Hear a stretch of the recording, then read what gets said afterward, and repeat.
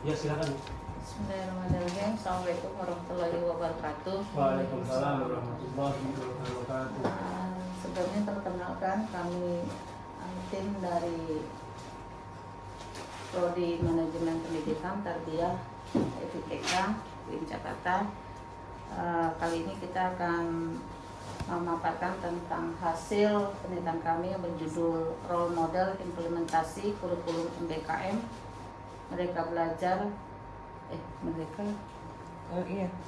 belajar kampus Merdeka. Mereka belajar kampus Merdeka. Itu dulu belum merdeka. Di Universitas Negeri Jakarta dan Universitas Negeri Malang. Ini kami ada berempat. Penelitian diketuai oleh Ibu Dr. Hesti Kusumaningrum, MPD. Ini beliau ada di sini, dan kemudian Ibu Jahrotul Munawwar, MPD, dan saya sendiri Dr. Walita Sari Enghum dan mahasiswa Salsabila Zahra.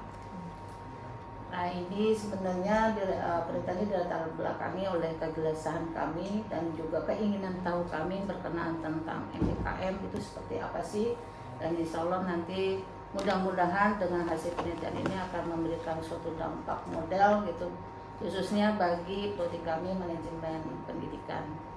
Dan untuk itu dalam penelitian ini kami melakukan penelitian di dua universitas, yaitu Universitas UMJ itu apa ya? Universitas Negeri Jakarta dan Universitas Negeri Malang.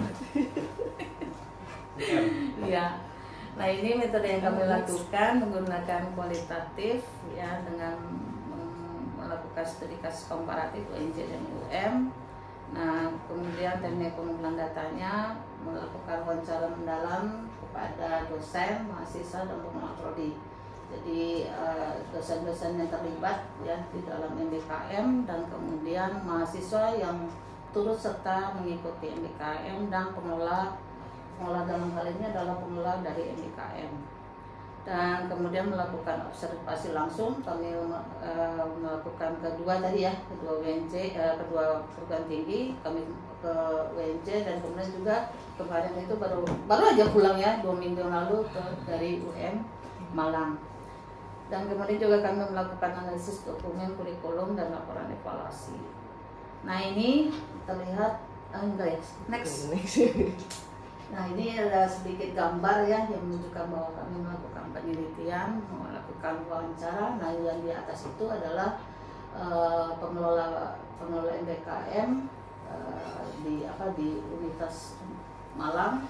Yang di bawahnya adalah sama ya? Kebalikan. Yang atas ada UNJ ya. UNJ yang atas itu UNJ, dan kemudian yang di bawah itu adalah di Malang UM.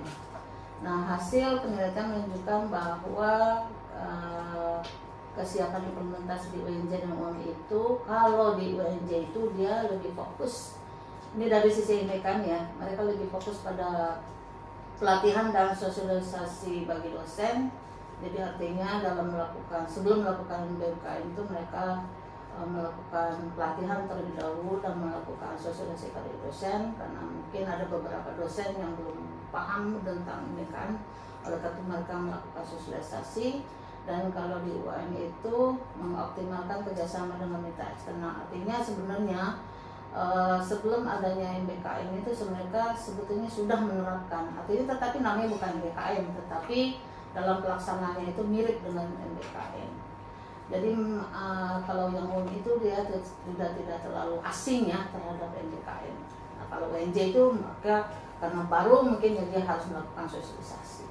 Dan kemudian tantangannya adalah yang pertama, kendala administratif dalam pengelolaan kredit transfer. Ini kendala di sini karena memang keduanya itu melakukan MBKM itu menerima mahasiswa dari berbagai fakultas, dari berbagai universitas. Yang penting mereka ada di dalam slotnya ya, slot dan kemudian yang lebih kendalanya itu gimana, yang misalnya mahasiswa itu memilih salah satu mata kuliah, nah bagaimana untuk pengelolaan kreditnya seperti itu, kredit. Dan kemudian minimnya kesadaran mahasiswa terhadap peluang MBKM. Nah ini kan makanya perlu gitu ya, perlu sosialisasi dan sebagainya. Dan kemudian kurangnya sumber daya dalam mendukung kegiatan MBKM. Itu tantangannya.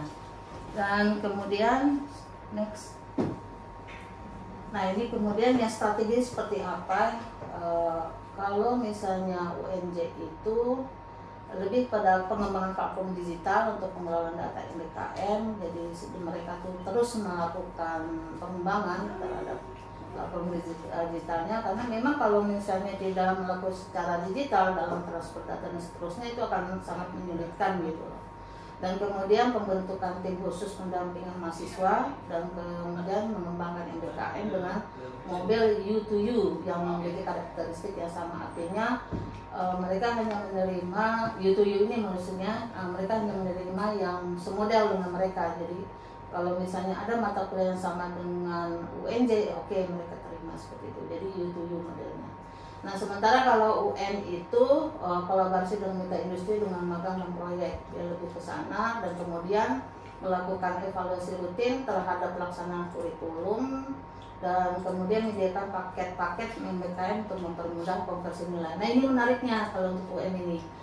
Jadi mereka melakukan paket-paket, ada 9 paket yang mereka tawarkan ya, dan juga D9 itu terpenuhi ya, memang artinya sebenarnya lebih mempermudah mahasiswa memilih per paket gitu. Nah itu makanya mereka menyediakan ini, dan juga menurut mereka mudah untuk konversi nilainya.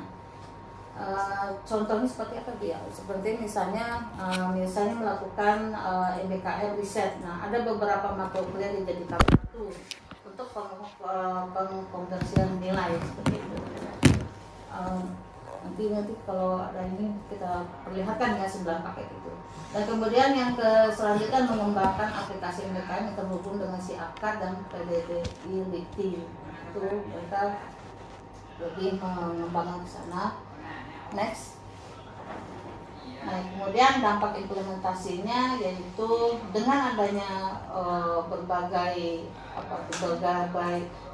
MBKM yang telah diterapkan oleh UNJ maupun UN sama memiliki dampak yang sama, yaitu yang pertama peningkatan relevansi lulusan dan kebutuhan dunia kerja. Ternyata dengan adanya MBKM itu justru mereka lebih terlihat gitu loh, antara materi dengan yang diperoleh di kampus dengan kebutuhan dunia kerja, dan kemudian meningkatkan soft skill mahasiswa seperti komunikasi dan kepemimpinan. Mereka ya dengan ini lebih lebih luas gitu, artinya dari materi yang ada justru dari mata kuliah yang ada kan justru mereka itu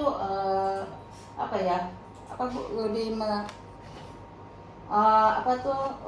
skill lebih banyak memperoleh soft skillnya ketika melakukan MBKM di lapangan.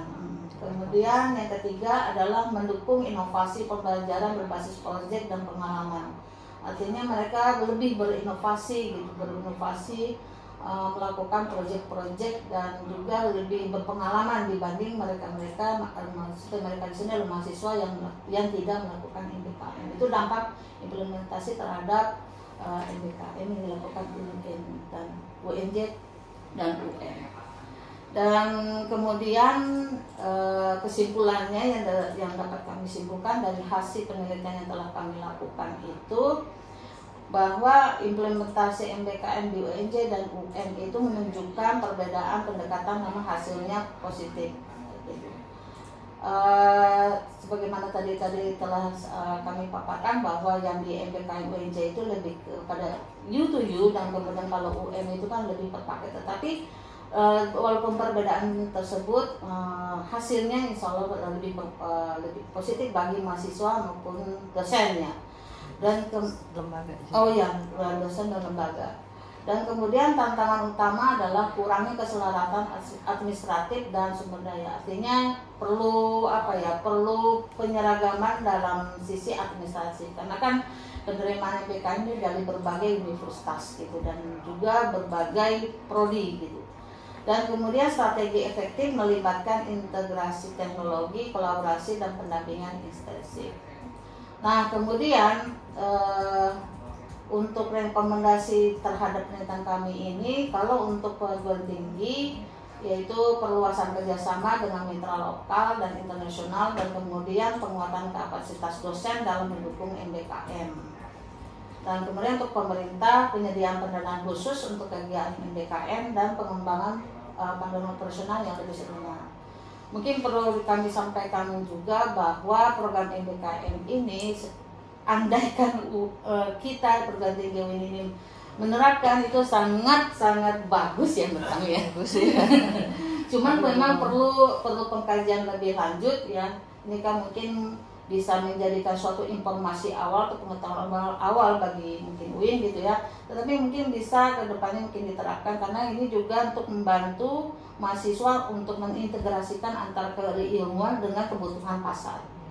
Dan kemudian next ini novelty-nya yang akan kami berikan, yaitu penelitian memiliki nilai dampak implementasi MBKM tidak hanya pada aspek akademik, tetapi juga pada pengembangan soft skill, kesiapan kerja, dan kolaborasi industri akademika. Dan kemudian penelitian mengidentifikasi dan menganalisis praktek-praktek terbaik MBKM di UNJ dan UM yang berpotensi menjadi role model bagi implementasi MBKM di institusi pendidikan tinggi lainnya di Indonesia. Nah, untuk itu dalam penelitian ini kami tidak bisa secara strict membedakan mana yang lebih baik, mana yang tidak, tetapi memang dari kedua universitas itu memiliki keunikan masing-masing yang mungkin bisa diterapkan di universitas ini atau mungkin universitas lainnya. Dan outcome dari hasil penelitian kami itu insya Allah kita akan ke Sinta 2, Junatadus Pendidikan Islam, terbitan IAIN Madura. Dan kemudian publikasi lainnya berupa haki ya, sertifikat hak cipta. Mungkin itu yang dapat kami sampaikan, kurang lebihnya mohon maaf. Assalamualaikum warahmatullahi wabarakatuh. Foto-fotonya dong, lihat dong. Nah, Ini yang penting. Sampai sana. Ini yang penting. ini yang penting. Buktinya. Di Malang semua bakso enak. Oh iya. Bakso presiden. Bakso presiden. Itu enak, semua bakso di sana enak banget. Pusat bakso. Kayak di Madura Cincai. di mana berapa hari? 3. Cukup. Ya, kita Kurang. bolak-balik 2 hari sih. Belum. Kalau jalan-jalannya kurang, Pak. Nombok. Naik kereta. Naik kereta. Pertama naik pesawat, Pesawat. biar mengejar waktu Pak. Biar Terus baru Mm-mm. pulangnya baru. Karena janjian dengan orang-orang ini kan kita biar cepet nyampe ya. Hmm. Energi kita masih Iya. ada gitu. Masih strong gitu Pak. Kalau misalnya awal dari kereta, aduh lemes duluan. Oh, pulangnya naik kereta. Pulangnya. Apa Gajayana? Hah? Kereta. Majapahit ya. Bu? Majapahit. Loh, Majapahit ada yang eksekutif. Enggak. Oh, ada ya? Kita ekonomi. Kan ngomong. Nanti nombok Pak. Berangkatnya naik pesawat Pak. Naik pesawat. Iya. Pulangnya naik ekonomi. Kalau nggak gitu nomboknya banyak. Betul, maksudnya itu. Nah, Iya. itu. Ini di kalau yang di Jakarta, Dekat. Dekat, ya, Iya. bisa bolak-balik. kalau ya. yang kuliah merdeka kan tadi yang Bu siapa tadi? Iya, kenapa? Risetnya Bu siapa tadi ya? Dia neliti Di UIN ya? di UIN, nggak dapat kan? Yang dapat kan yang di bawah dikti doang. Iya. Yang mahasiswanya dapat honor itu dapat Iya, makanya di ongkos, sana tiket betul. pesawat, tiket kereta. Di sana luar biasa Pak dukungan anggarannya itu dari Kemendikbud. Jadi mahasiswa itu tidak hanya 1 semester itu kewajiban, tapi mau lagi. Mau nambah. Kan dapat duit. Dapat duit, Dapat duit, mahasiswa magang dibayarin, mahasiswa itu inbound outbound dibayarin. Itu yang seneng bank gitu. Bahkan ininya kayak prodi ketika mereka kan harus melakukan restrukturisasi kurikulum ya, mereka itu yang mata kuliah dasar tadinya di atas semua ditarik ke bawah yang wajib-wajib. Kemudian yang atas kan semester 4, 5, 6 tinggal pilihan 5, 6, 7 ke atas tinggal pilihan. Jadi mereka bebas. Jadi kuliah merdeka ini menghapus mata kuliah pilihan. Iya, betul. Berapa? Karena banyak yang dikonversi ke mata kuliah pilihan. Berapa SKS? 20 ternyata. Iya. Jadi kayak mereka tuh magang di mana ya Bu? Ada itu contohnya itu. 1 semester itu bisa dikonversi ke sekitar 7 mata kuliah kan Pak. Wah, itu mahasiswa kerja ya, 1 semester mereka nggak ke kampus. Iya, jadi tergantung pilihan MBKM-nya.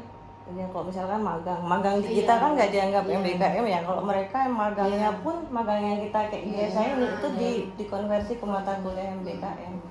Jadinya ya dapat dana iya, kemudian nggak usah kuliah mata kuliah itu lagi iya gitu.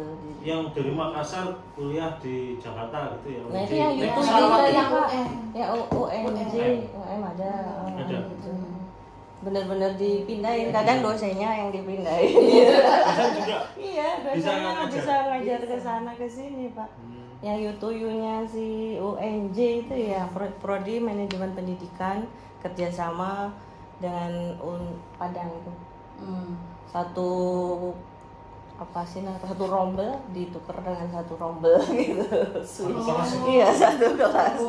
Iya. Jadi pada daftar semua, disuruh daftar. Iya, justru itu diwajibkan karena mereka itu ya hampir diwajibkan ya. Mereka kan mendorong persentase yang harus dicapai di pemutu harus 20% gitu kan. Sayangnya di Kemenak tidak belum. apa Merpati namanya? Nah, Merpati itu saya dulu kan waktu jadi pusat kurikulum itu nggak terlalu maksimal di sana. Saling ketika pendaftaran ngeheng gitu. Ketika pelaksana iya belum totally siap. Beda banget dengan ini. Jadi kalau memang kita mau lanjutin ya dengan menteri yang sekarang, kita harus banyak ke belajar ke mereka dan sebagainya. Universitas-universitas yang sudah ini udah bagus MBKM-nya. Mas, menghapus mata kuliah pilihan. Memperbanyak justru mereka supaya bisa memudahkan konversinya. Iya. Ada mata kuliah Logika saya yang salah itu. Jadi ada berapa mata kuliah ya waktu itu kita sebentar kita cek. Ada tuh Bu sebentar. Mereka sengaja membuat paket-paket konversi.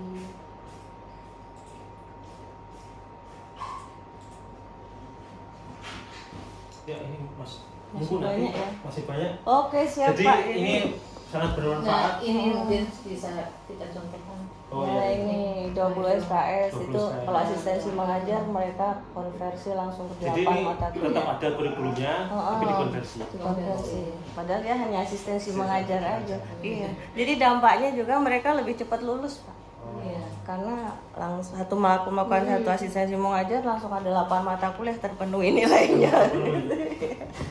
Ya, Ya begitu terima kasih Ya, Pak. terima kasih. Terima kasih. Assalamualaikum. Semoga ke Malang lagi. Bu. Oh iya, Bapaknya enggak? Nah. Saya orang Blitar. Oh, luar biasa di sana, Pak. Enak banget. Lewatnya. Lewat ya? Orang. Terima kasih. Mas ambil kursi aja Mas biar nggak duduk Mas. Itu masih sih.